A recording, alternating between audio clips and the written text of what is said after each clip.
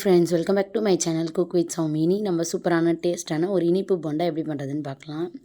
இது வந்து பார்த்திங்கன்னா நம்ம டீ கடையிலலாம் வந்து சாப்பிட்ருப்போம். ரொம்ப வந்து வெளில வந்துட்டு பார்த்திங்கன்னா கிறிஸ்பியாகவும் உள்ள நல்லா சாஃப்டாகவும் இருக்கும். டேஸ்ட் வந்து பார்த்திங்கன்னா அட்டகாசமாக இருக்கும். கண்டிப்பாக வந்து ட்ரை பண்ணி பாருங்கள். பெஸ்ட்டான ஈவினிங் ஸ்நாக்காக இருக்கும். ஸ்கூல் விட்டு வர குழந்தைங்களுக்கு இந்த மாதிரி செஞ்சு கொடுங்க. ரொம்ப என்ஜாய் பண்ணி சாப்பிடுவாங்க.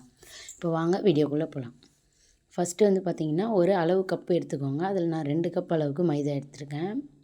நீங்கள் உங்கள் வீட்டில் என்ன இருக்கோ கிளாஸு, டம்ளர் எதில் வேணாலும் நம்ம வந்து அளந்துக்கலாம். 2 கப்பு மைதாவுக்கு 1 கப்பு அளவுக்கு சர்க்கரை வந்து சேர்க்கணும். ஒரு 3-4 டேபிள் ஸ்பூன் அளவுக்கு நான் வந்து ரவை வந்து சேர்த்துக்கிறேன். நீங்கள் எந்த அளவுக்கு எடுக்கிறீங்களோ அதுக்கேற்ற மாதிரி எடுத்துக்கோங்க. 2 கப்பு மைதா. இப்போ பாருங்கள், 1 கப்பு சர்க்கரை, 2 ஏலக்காய். இதை நல்லா வந்து மிக்சியில் போட்டு அரைச்சிட்டு வந்துடலாம். நல்லா பவுட்ரு ஆக்கிட்டு சேர்க்கும் போது நமக்கு நல்லா வந்து சூப்பராக கிடைக்கும் நமக்கு போண்டா. கொஞ்சமாக வந்து சால்ட் வந்து சேர்த்துக்கிறேன் டேஸ்ட்டுக்கு.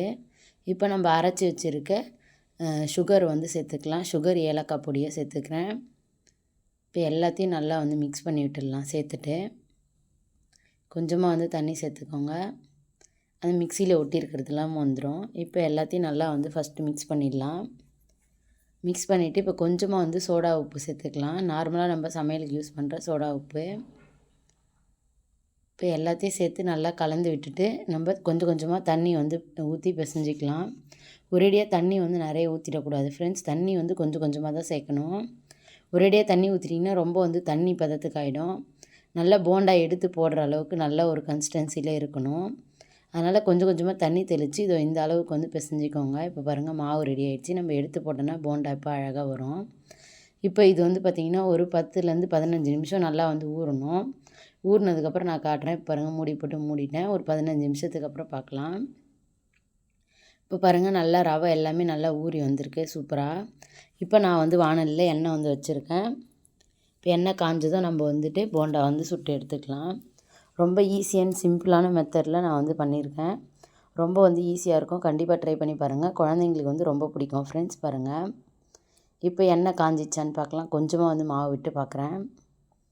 எண்ணெய் வந்து பார்த்திங்கன்னா இன்னும் நல்லா காயலை. எண்ணெய் நல்லா காஞ்சிடுச்சுன்னா நல்லா எலும்பி மேலே வரும் போண்டா. இன்னும் வந்து எண்ணெய் காயலை. எண்ணெய் காஞ்சதுக்கப்புறம் நம்ம வந்துட்டு மாவு வந்து எடுத்து சேர்த்துக்கலாம் போண்டாவில்.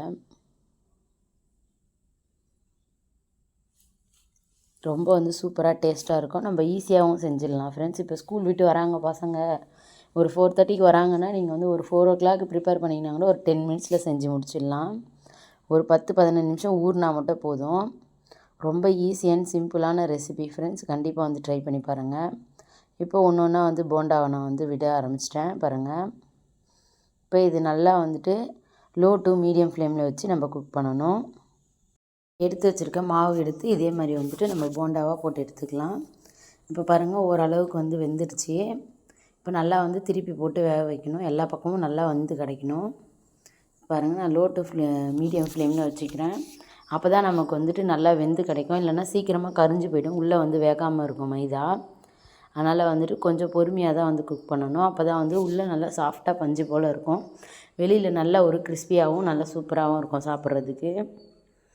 கண்டிப்பாக வந்து ட்ரை பண்ணி பாருங்கள் ஃப்ரெண்ட்ஸ். ரொம்ப ஈஸி அண்ட் சிம்பிளான மெத்தடில் தான் சொல்லியிருக்கேன். கண்டிப்பாக ட்ரை பண்ணி பாருங்கள். டேஸ்ட் வந்து சூப்பராக இருக்கும். குழந்தைங்களுக்கு வந்து ரொம்ப பிடிக்கும். நம்ம டீ கடையிலலாம் இந்த போண்டா வந்து சாப்பிட்ருப்போம். இது ஈஸியாக நம்ம வீட்டிலேயே செய்ய முடியும். நீங்களும் வந்து ட்ரை பண்ணி பாருங்கள். இப்போ பாருங்கள், எல்லாத்தையும் நான் வந்து எடுத்துக்கிறேன். எடுத்துகிட்டு நம்ம மீதி இருக்க மாவுலேயும் நம்ம போண்டா போட்டு எடுத்துக்கலாம். பாருங்கள், வெடிச்சிருக்கு பாருங்கள் போண்டா. அது மாதிரி வெடிச்சிருந்தால் நம்ம நல்லா வந்து குக் ஆகிருக்குன்னு அர்த்தம்.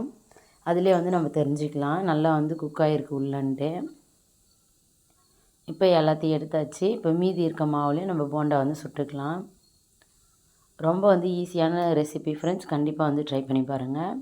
ஸ்கூல் விட்டு வர குழந்தைங்களுக்கு இந்த மாதிரி வந்துட்டு டிஃப்ரெண்ட்டாக செஞ்சு கொடுங்க. அவங்க ரொம்ப என்ஜாய் பண்ணி சாப்பிடுவாங்க. ரொம்ப வந்து டேஸ்ட்டாகவும் இருக்கும். வேலையும் நமக்கு வந்து சீக்கிரமாக முடிஞ்சிடும். இப்போ வடை அந்த மாதிரினாலும் நம்ம அரைச்சி அது செய்யறதுக்கு லேட் ஆகும். இது நம்ம மைதா, சர்க்கரை இருந்தால் போதும், ஈஸியாக நம்ம வந்து பண்ணிடலாம். பாருங்கள், சூப்பரான போண்டா வந்து நமக்கு ரெடி ஆகிடுச்சு. நீங்களும் வந்து ட்ரை பண்ணி பார்த்துட்டு கமெண்ட் பண்ணுங்கள். தேங்க்ஸ் ஃபார் வாட்சிங். இன்னொரு சூப்பரான இன்ட்ரெஸ்டிங்கான வீடியோவில் சந்திக்கலாம். நிறைய வந்து ஈவினிங் ரெசிபிஸ் வந்து போட போகிறேன். கண்டிப்பாக வந்து வாட்ச் பண்ணுங்கள். தேங்க்யூ, பாய்.